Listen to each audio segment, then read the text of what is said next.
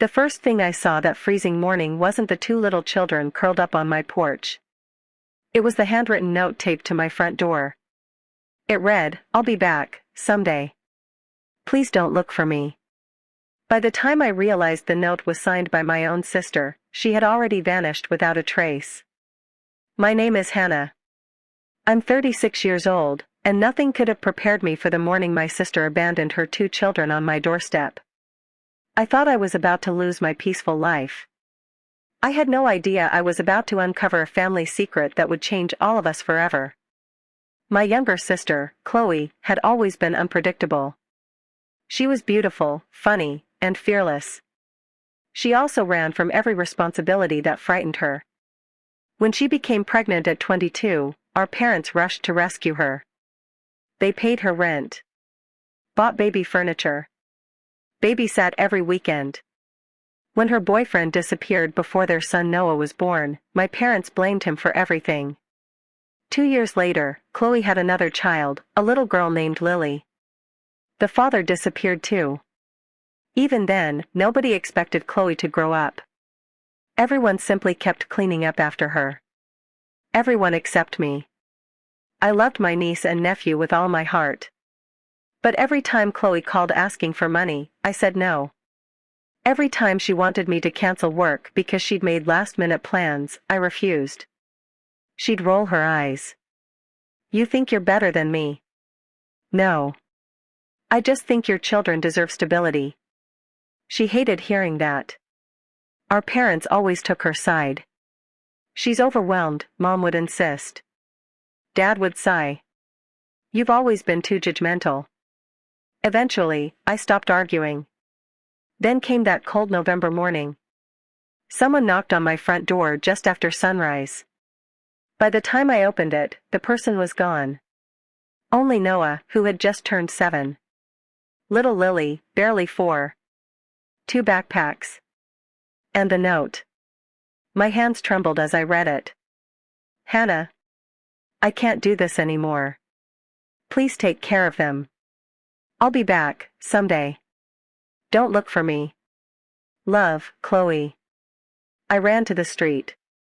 Nothing. No car. No sign of my sister. Only silence. Noah looked up at me. "Aunt Hannah." His tiny voice shook. "Mommy said you wouldn't leave us." That sentence broke something inside me. I hugged both children tightly. "I won't." I immediately called our parents. Mom answered cheerfully. Until I explained what had happened. She laughed nervously. "Oh, Chloe probably just needs a break." "A break?" "She abandoned her children." Dad took the phone. "Don't overreact." I stared at the wall in disbelief. "I'm calling the police." "No." Mom shouted. "You'll ruin her life." I looked down at Noah and Lily eating dry cereal because they hadn't even brought breakfast. The only people whose lives have already been ruined are these children. The police filed a missing persons report. Child Protective Services interviewed me. Since the children already knew and trusted me, they agreed to let them remain in my temporary care while authorities searched for Chloe. Days became weeks. Weeks became months. No calls. No texts. Nothing. The children slowly began settling into my home. Noah stopped waking up screaming at night. Lily finally smiled again. They started calling my house home. Then, just as life began feeling normal, my parents started interfering. Mom arrived unannounced one afternoon. "I've been thinking." She smiled. "The children should move in with us." I frowned. "You've barely visited them." Dad stepped inside. "They need grandparents." I looked at Noah hiding behind my leg. "No." Mom's expression hardened. "You've turned them against Chloe." I couldn't believe what I was hearing. "She abandoned them." Mom whispered. "She had her reasons." "What reasons?" Neither of them answered. Instead, they left angrily. A week later, I received court papers. My own parents were petitioning for custody. According to them, I wasn't real family because I was unmarried and worked full-time. I cried the entire night. Not because I feared losing.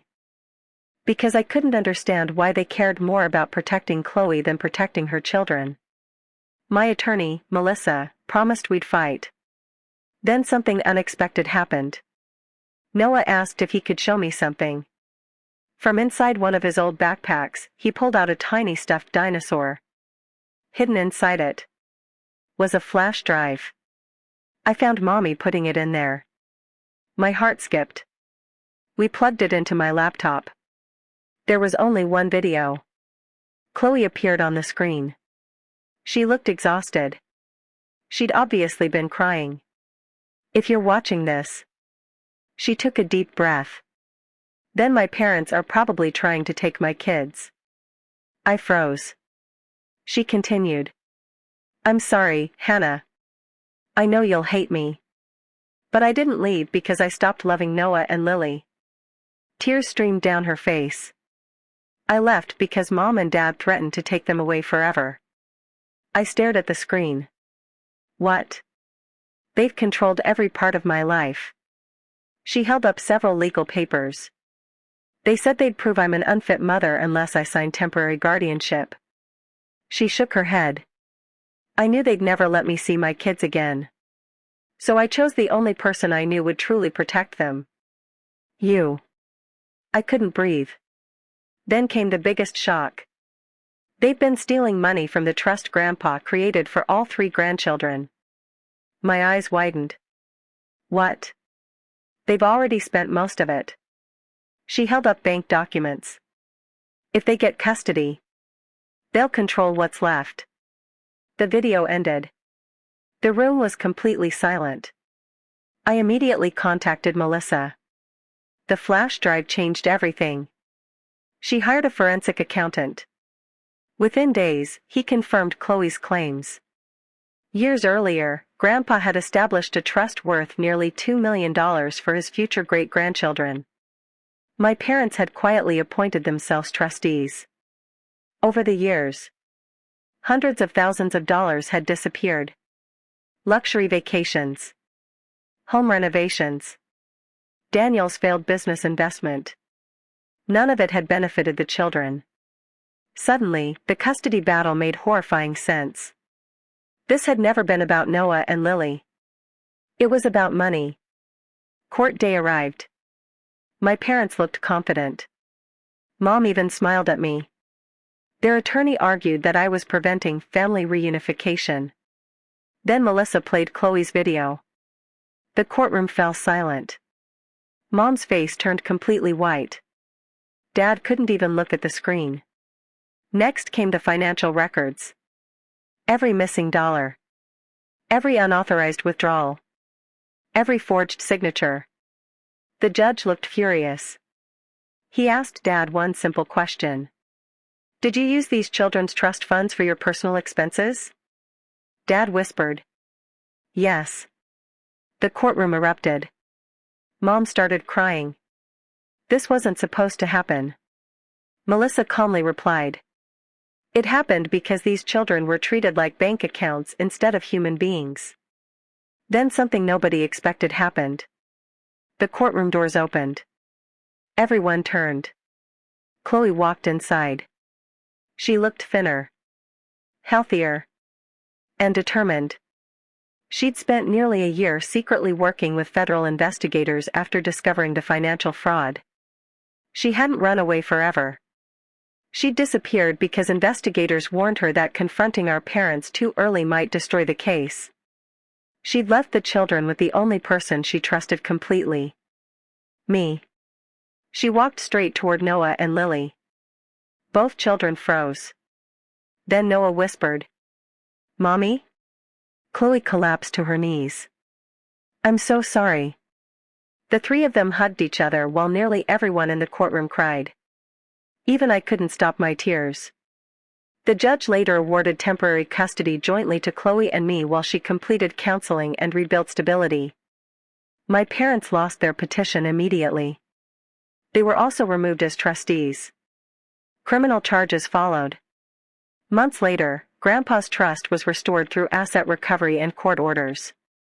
Every remaining dollar was secured for Noah and Lily's future. Chloe never stopped apologizing. "I should have trusted you sooner." I hugged her. "You trusted me with the most important people in your life." She smiled through tears. "I always knew you wouldn't fail them."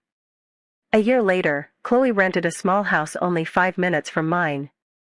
She worked hard, attended therapy, rebuilt her relationship with her children one patient day at a time. Noah joined soccer. Lily started kindergarten. Every Friday night, all 4 of us had dinner together. Sometimes the children slept at my house just because they wanted to. Not because they had nowhere else to go. Last Christmas, Noah handed me a handmade Christmas card. On the front he'd written, "Families don't always start perfect." Inside, there was one sentence that made me cry harder than anything else. "Thank you for opening your door." I still keep that card beside my bed. People sometimes ask if I ever forgave my sister for abandoning her children. The truth is more complicated. I never forgave her for leaving. But I did understand why she chose my doorstep over anyone else's.